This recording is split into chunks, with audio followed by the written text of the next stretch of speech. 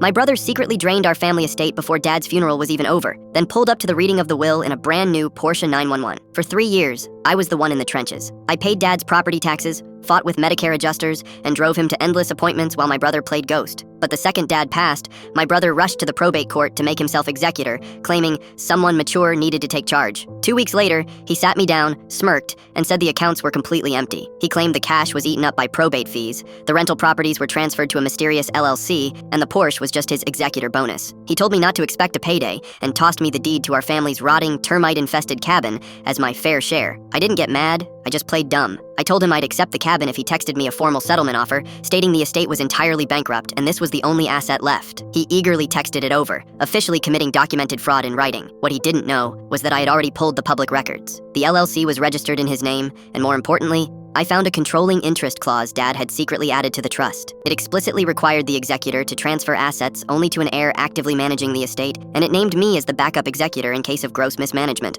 I took his text and the trust documents straight to a ruthless estate attorney. Within 72 hours, a judge emergency removed my brother and granted me total control. My first act was ordering a forensic financial audit, and the fallout was glorious. The audit proved he'd been skimming rent for a year to pay off his massive credit card debt. In court, his smug attitude evaporated when the judge read the audit out loud, ordering him to repay a 6-figure sum to the estate and placing a lien on his new Porsche. He blew up my phone begging to settle privately, but I left him on red. I stripped him of every asset and recovered the stolen funds. As for that rotting cabin he tried to insult me with, I sold it to a commercial developer, and the payout was exactly enough to cover my ruthless estate attorney, meaning my brother literally funded his own destruction and handed me the entire empire he thought he'd already stolen.